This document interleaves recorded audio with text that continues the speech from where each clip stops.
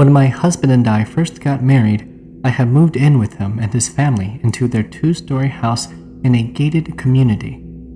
Of course, as a nya and a wife and being pregnant at the time, I was always home cleaning and making sure that I had lunch ready for my husband and his family before they got home from work and school.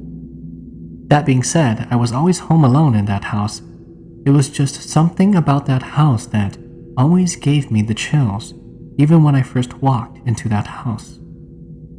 A month or two passed and I was constantly getting stepped on, but I didn't really care much about it because even before I got married to my husband, I was always getting stepped on regardless. Do note, I never once did go out or ever got the chance to be out overnight. I was young and had young parents, so they were always strict on me. Anyways, back to what I was saying. One day, my husband and his family came home from work and school. We decided to take a nap in the room but left our door wide open while we took a nap. This house had 4 bedrooms and 3 bathrooms. There were 3 bedrooms upstairs and 1 downstairs. The master bedroom was of course upstairs, which all the brothers shared. One was my husband and mine, and then the others were his sisters. The room downstairs belonged to his parents. I woke up to feeling something touching my thighs. I was thinking that it was just my husband, of course, but I woke up only to realize that I was getting slept on by something. I have always gotten slept on growing up since we had a lot of bad spirits wandering around us because my grandpa was a shaman, so I assumed it was because of that. I was used to fighting off whatever it was that was giving me sleep paralysis. In the process of fighting it off, I heard something so loud in my ears just running up the stairs and into my room. At that time, I had my arms around my husband, and I started feeling like something touching my fingers and hand. I was so scared, I tried to break free from getting slept on. I called out my husband's name, but of course, they don't hear you. I felt that was pointless to do. All of a sudden, it got off of me, and I quickly woke up my husband and told him. My second experience was when my husband and I were sleeping this one night. I had woken up in the middle of the night to turn to look at my husband. He was facing the other way while I was facing to the wall. Then I turned back around to sleep again. Not 5 minutes into sleeping, half awake and half asleep, I heard something whisper in my ears to look out at the window. It told me to take off that red thing. I don't exactly remember what it said, but that's what I recall. I was thinking that it was my husband who said it to me, so I turned around to face him and was going back to reply when I noticed that he was still sleeping in the same position. That's when I realized that it was a girl's voice. It was a girl ghost who was saying that to me. This was when I realized that the red thing that it was asking to take off was the red rags that Hmong like to put on people's legs or arms. These were supposed to protect you from bad spirits, and we had one that was above my husband's bed, just hanging. I got so scared and I just fell back asleep. The next day, I told my husband about what happened. He thought it was weird that I experienced that. My third experience was when my husband and I were on the phone when he was at work. We would always sometimes just stay on the phone even if we weren't talking to each other. I was always scared to be in the house alone for some reason, so I was always on the phone with him while he was working. He always brought his headphones with him to work so he could hear me when I'm asking him something or just talking to him and answer me when no one was around him. One day, I fell asleep in the room while my husband was on speaker so I could hear him when he talked to me.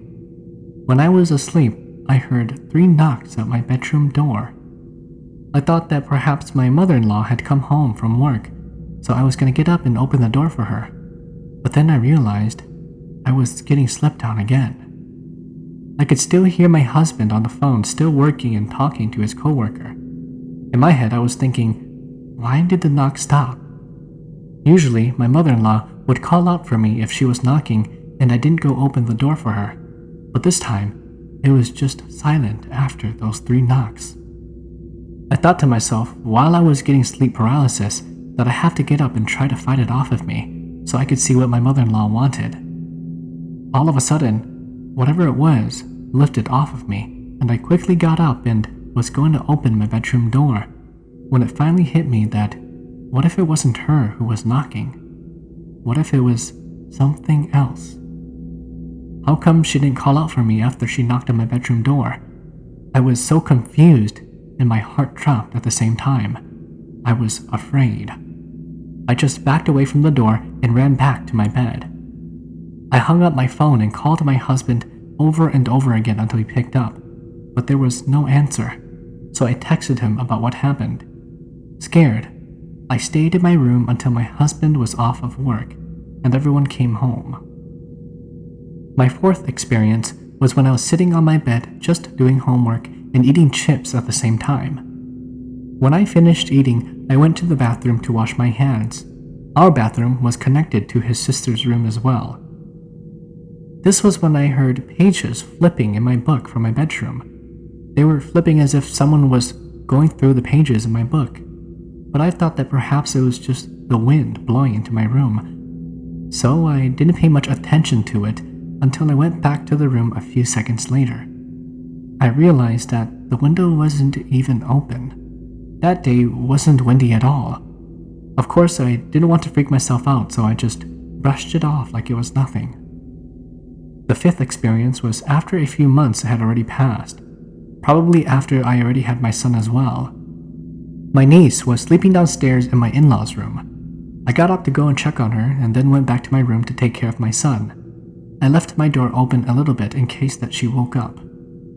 A few minutes later, after I left back up to my room, I heard running upstairs. I assumed that it was my niece. Then it ran into the brother's room, the master bedroom, and slammed the door so loud. I shouted her name out loud, but she didn't come out of the room or even answer back. I got up and went to the master bedroom and kept calling her name, thinking that she was hiding from me. So I began to look under the beds, in the closet, the bathroom, everywhere in the entire room, even on the balcony as well. However, she was nowhere to be found, so I left the brother's room and walked back downstairs. Before I was even on the last step of the stairs going downstairs, I leaned over the railings and pushed in my in-law's door to see if she was still sleeping there. At this point, my heart dropped. Right when I saw her still laying on the bed in my in-law's room, my eyes opened just so wide. My heart was pounding so fast, I was extremely terrified. I was thinking to myself that I left the master bedroom door open and my room was right next to it. If I ran back upstairs and ran past the room, what if I saw something just standing by the door, staring at me? My heart was racing, but I didn't care. My son was in the room, so I ran as fast as I could up the stairs, not even turning my head to look into the master bedroom at all. I slammed my door and locked it. I was so scared I messaged my sister-in-law to see when she'd be back home, and I couldn't stand being in the house anymore by myself because I was so scared. Never have I ever been so scared in my entire life. I felt like I lost my spirit that day. Of course, I always told my husband about my scary experiences, but he just always thought I was being crazy or hearing things. I'm sure he didn't think about that really, but he was just saying it because he didn't want to scare himself. There are so many scary things that happened in that house, I could write an entire book about it.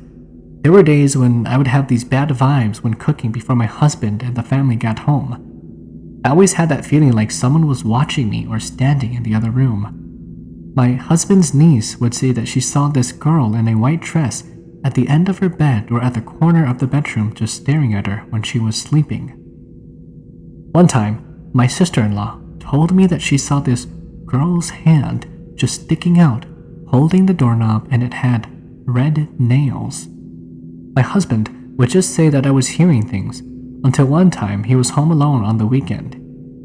He was using the bathroom in our room. He closed both doors and was just using his phone when he heard someone knocking at our bedroom door.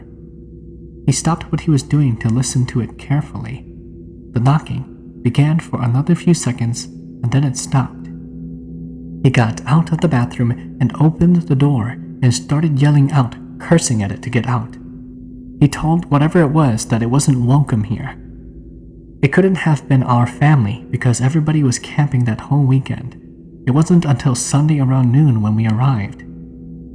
A few months later, we moved out of that house and someone new came to live there.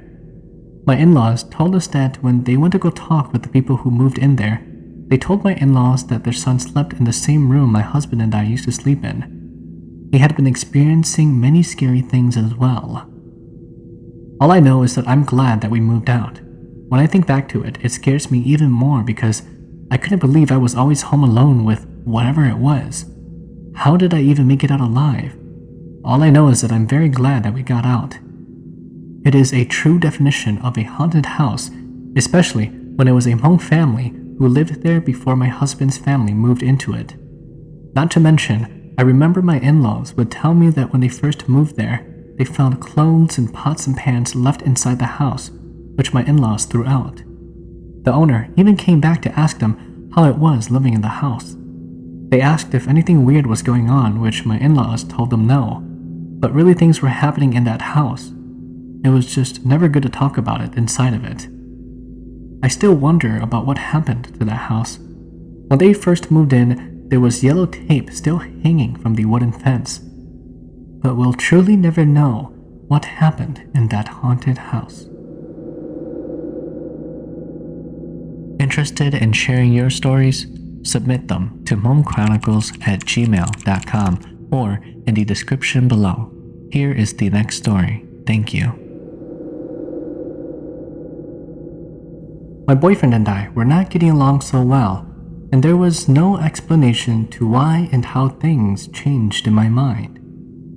The only fact that may have caused this is because he works at a tow yard, and most of the items he brings home are from vehicles that were involved in accidents. This is how it starts. One day, he brought home a jade bead bracelet, in which case I thought to myself, how beautiful when he placed it on my wrist and stated, "This should bring you good luck." And I, in response, asked, "What did you do? Where did you get it from?" Bear in mind, my boyfriend is an honest person. He simply replied, "I found it in one of the cars today, and that was that." Ooh, that's a bad no-no already.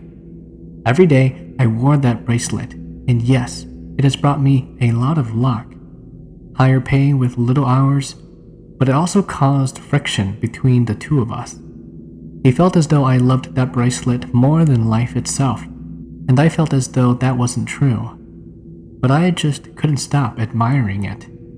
As the days went by, I started noticing items in the house being moved to areas where I didn't like. I confronted my boyfriend and he denies it, shrugged it off as if I was just looking for an argument. So the friction grew. Until one night he was called to tow a vehicle around 2 a.m. This is where it ends. While he was gone, I couldn't sleep, so I walked downstairs to get a cup of warm milk. As I made my way into the kitchen, I had all the lights on from the bedroom to the upstairs hallway, down the steps into the living room, and now to the kitchen. The moment I turned on the lights, my bedroom light went off. I thought to myself, that's odd, but continued toward the refrigerator to get the milk. Once the fridge opened, the upstairs hallway light went off. I thought to myself that it must have been the electrical fixture. I'll have it looked at tomorrow. But when I grabbed the milk, I felt the hairs on the back of my neck rise and a cold draft from behind. Then and there, I realized I was not alone. I heard in a soft-spoken voice, "It belongs to me, not you." In that split moment, I forced myself to turn around and saw what I wished I had never seen. A Chinese bride, draped in red and gold, with a veil and long golden nails. She had a servant holding her dress and giggling. Through my fear, I was able to utter, "Why? Why would you want him?" Then, suddenly, I felt my jade bracelet fall from my wrist and heard the jade beads hit the ground, spreading everywhere. That was when I knew it belonged to her, and what he took was a trade for him. This lasted for what seemed like an eternity, as if I stood frozen in time to watch my future fall apart and remembering every detail about it. Once the bracelet had fallen, I looked up to see a smirk behind that veil. It looked as though she was floating and walked right through the kitchen side window. With her little servant still giggling, she turned around and all I could see was her lips moving, but not hearing anything. I didn't know what else to do but sit in the kitchen sobbing. I was shaking and hoping that my boyfriend was okay. He was. The moment he arrived home, I told him about what happened, and he just laughed, saying that he didn't know that I missed him that much and walked off into bed. The next day, I contacted my father, who told me to give the bracelet back to my boyfriend and give it back to the rightful owner, and so I did.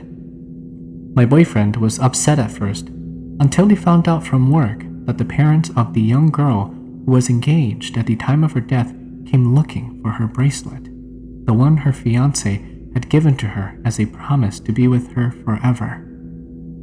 Since that day, my boyfriend won't take anything from work in fear that next time it might be him. And things have gotten better, even if I did lose my job a few weeks later. This isn't a ghost story, but I found this strange rather than scary. I bought this rope eel fish, and that day I bought this fish, it was sunny outside, but it suddenly began to storm. The thunder roared loudly. Soon after, strange things began to happen, but I didn't think anything of it. I thought it was my roommate playing pranks on me, but I never bothered asking him. I have my 55-gallon tank set in my room and across from my dresser. My fish tank never leaked, but soon after I bought this fish, I'd wake up and find my carpet all wet. I thought that my tank was leaking, so I checked it, but it was fine. There was no leak, so I ignored it. Then my roommate began complaining about our living room carpet being wet, but we never bothered to check where it was coming from. I began to have nightmares of a girl crawling out of my fish tank and then disappearing. Then I would just lay there and wait for it to reappear and crawl back into the fish tank. When I would wake up, my carpet would be wet wherever the girl was crawling in my dreams. I thought nothing of it as I'm not very superstitious and don't believe in the supernatural. One day, I came home from work and found my fish on the floor. I quickly picked it up and put it in my tank. I thought to myself, how did the fish get out here? I always have my fish tank securely closed tight. Maybe it was my roommate playing a prank on me. But how? My door is always locked when I'm not home because I know my roommate likes to play pranks on me a lot. Plus, I get home from work before he does. That day, when my roommate came home, I asked him if he was playing pranks on me. He looked around confused and said, "No, what are you talking about?" Then I told him, and he said that maybe it just somehow jumped out. The two of us left it at that. A couple of days later, before I left to work, I fed my fishes. The rope eel was still in the tank. I made sure to check if my tank was closed tightly. When I came home from work that day, I didn't see the rope eel. I thought it was hiding, so I didn't try to look for it. 2 days passed, and I noticed that I haven't seen my rope eel. I started searching the tank for it. I lifted up all the things in the tank, but it was nowhere to be found. I took out all my fishes, and to my surprise, the rope eel was gone. I was pissed, but I eventually got over it. I also stopped having nightmares of the girl. Yesterday, I dropped something under my dresser and bent down to pick it up. And guess what was under my dresser? Yeah, my rope eel. It got me thinking, how the heck did it get all the way across my room under my dresser? My fish tank is always securely closed tight. And when I keep finding the rope eel out of my tank is still closed tightly. So how the heck does it keep getting out? I don't know, but it was just extremely strange. The day before I found it, I had a dream of the girl crawling out of the fish tank, but it never crawled back into the fish tank. Like I said before, I was pissed that my cool fish died. But on the bright side, I don't wake up to a wet floor anymore. Man, Hmong guys really love keeping fishes and like roosters and stuff, huh? Now they're like really into breeding dogs, like bullies and boxers and stuff.